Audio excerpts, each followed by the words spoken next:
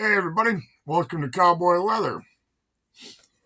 Hope everybody's hope everybody's having a good week. Things are going well for you. We got a little snow here, just like they said, but not as much as they said. But you know, I really don't care one way or the other. But I hope wherever you're at, you didn't get too much snow or too much rain. I know they're still having issues up there in Kentucky with flooding.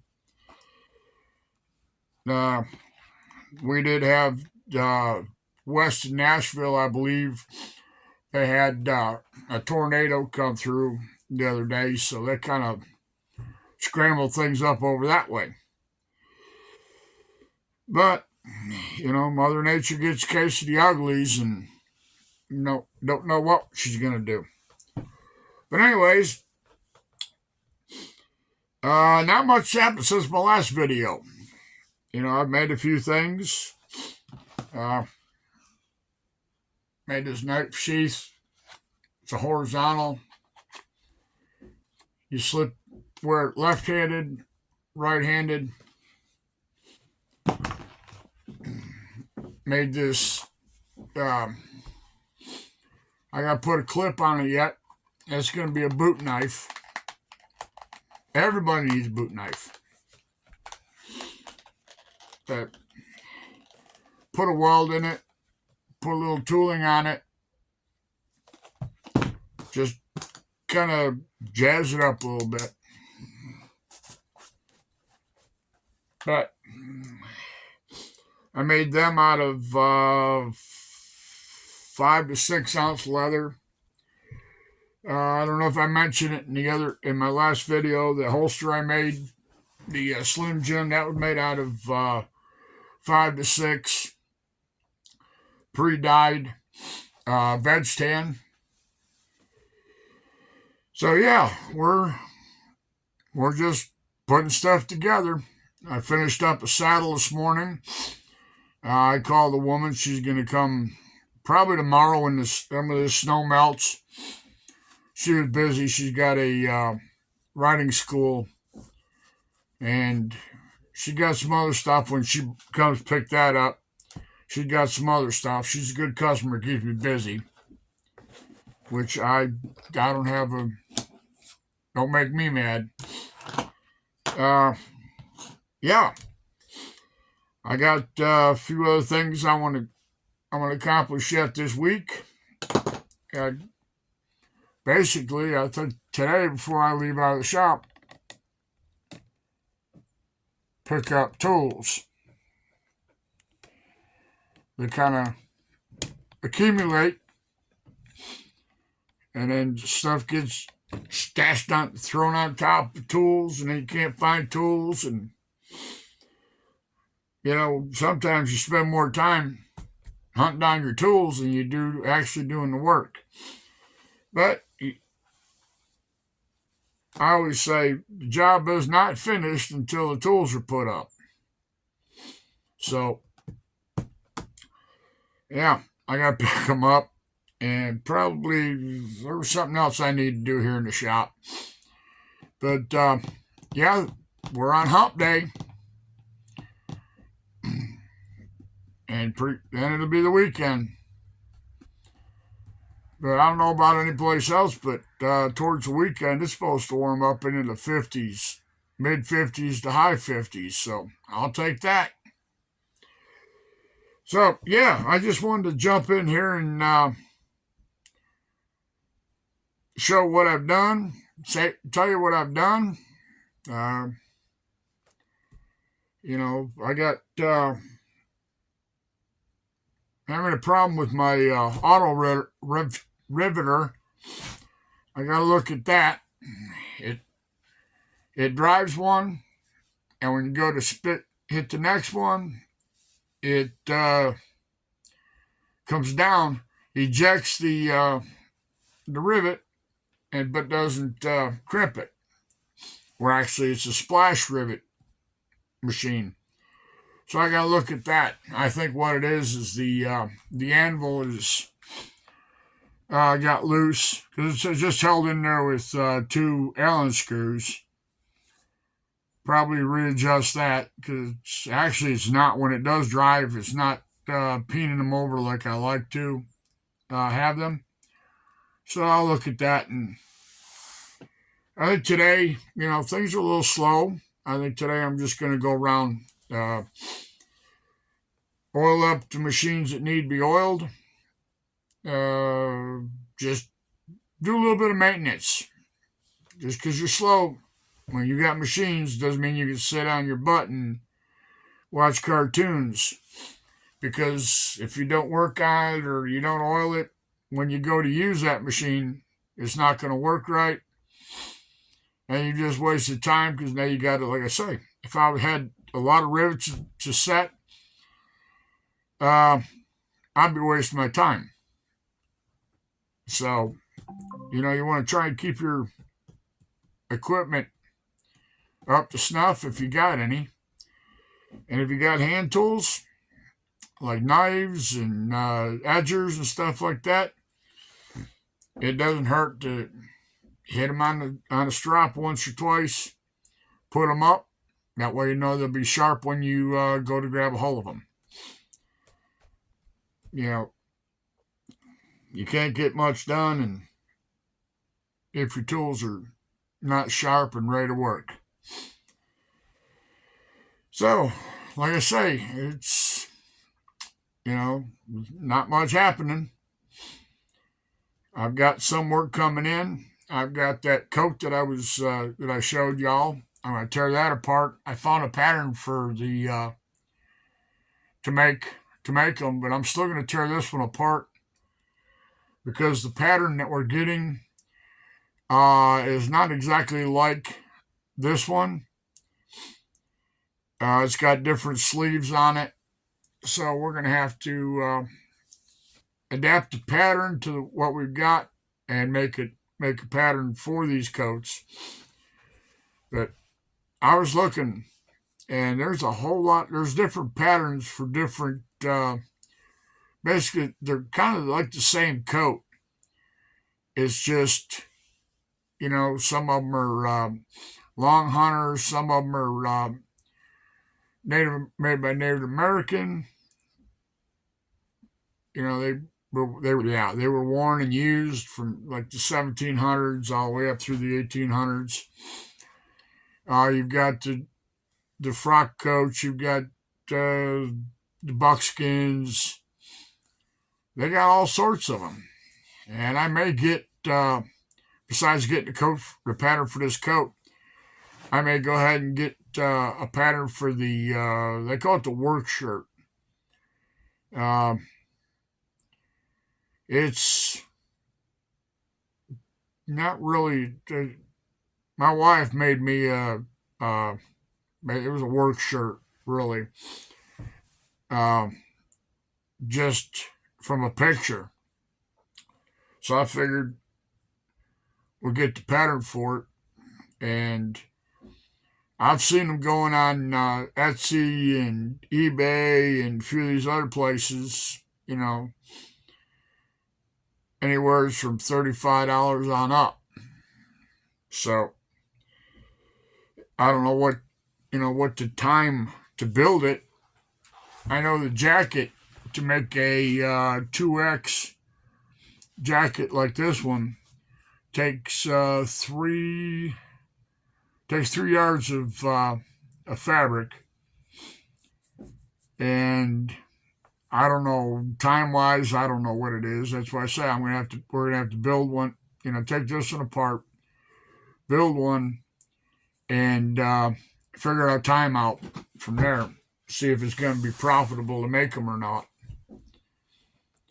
But I took some canvas haversacks to the guy yesterday to finish off an order. I think we had 34 of them I took in. So he was happy.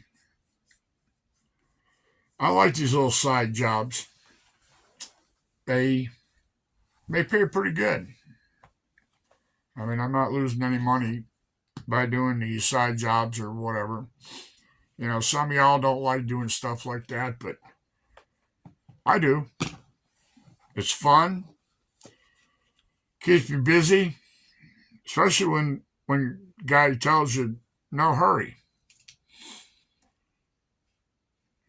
So when I do have a little bit of slow time, I can knock them out. I think from start to finish, to make one bag start to finish is like 20, about 20 minutes. So it took, we made 35 or 34 this time. And the last batch we took him, there was 40 of them. So you do the math, figure out how long it takes. So, like I say, I'm going to get up out of here and oil up some of these machines, do a little preventive maintenance. Maybe I'll sharpen up my tools. The other day, I was in one of these, I think it's called um, something Leatherworth for beginners. And I go in there, just see what there is to see. And, it's basically for new people getting into the, wanting to get into the craft.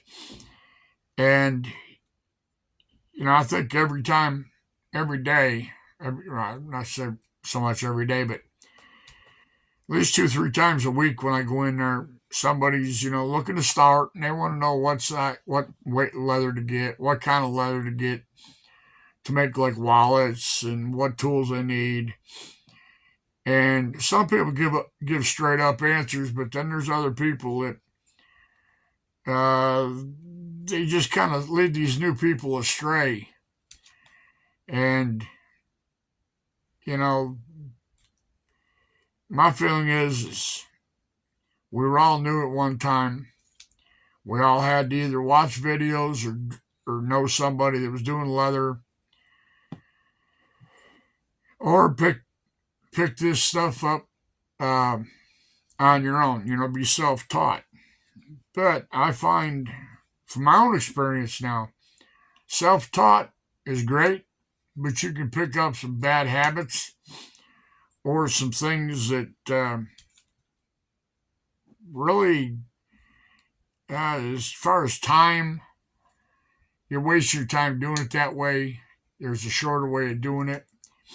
And one thing that I see, and this is not a rant, I see it. People will go, well, this is how I finish my edges.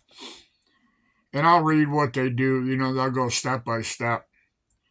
They put project together. They straighten up the edges. They skive them. They sand them with like 3 and 4 different grits of sandpaper.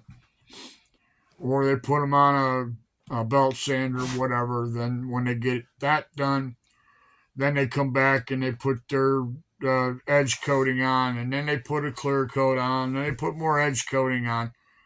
This one guy, when he got all done, he had 4 coats of edge coat. And what he was doing, as he was explaining how his step by step, he put his edge coat on, edge coat. He'd sand it. And he put another coat of edge coat on. He'd sand that. And somebody asked him, they said, well, do you varnish it? No, I just put it on and I sand it. And they told him, they said, you keep doing that and you're just building up, putting a build up on. And it ends up cracking and coming off. Now, when I had the shoe shop, I had brand new purses. And if y'all, especially for the women that are watching, if there's any women watching, You buy a new purse and it's got that edge coating on the handles and it's got it on the edges. Uh, After a couple months, that starts peeling off. Well, that's the edge coat that's coming off. You know, what I see is some people they you know they want smooth edges. I understand this, but the more you put on, you sand off, you're taking away the porousness, if you will, of the edge by putting so many coats on and then varnishing and then sanding or doing whatever. It's like going out and trying to put repaint your car without wet sanding it. It's got the clear coat on so that your paint, it does not have anything to stick to. You have to have something to stick to. Even when you glue, your glue will stick to two porous pieces of leather better than they'll stick to two shiny finish pieces. So, I have no problem with way people do the edge coating. I don't spend that much time on them. I get them, I sand the edges down and varnish it, edge it, varnish it, and put an edge coat on, and that's it. But it's all in the crafter. But you have to remember, you make it too slick, your edge coat doesn't have nothing to stick to. Then they put sealer on it, and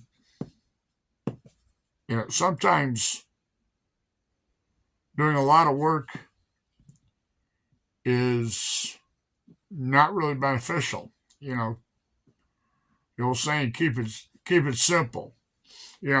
Sometimes a little or a lot is too much. So, it's just something to kind of sort of think of. I mean, let's just use, we were there, Chuck Dorsett. Now, you want to see how to finish edges and how to dye and how to oil stuff. Watch him. Watch some of these, if you make holsters, watch some of these holster makers. Not so much to see how they put the holster together, but once they get the holster put together, how they dye it, oil it, and stuff like that. A lot of them either dip dye or the new craze is now use a airbrush. You can control your pattern. You can control how much paint you put on or dye and how much oil you put on. But, that's another thing. People think they put too much oil on or they put too much water on and they don't let the water dry up or let the oil suck into the leather.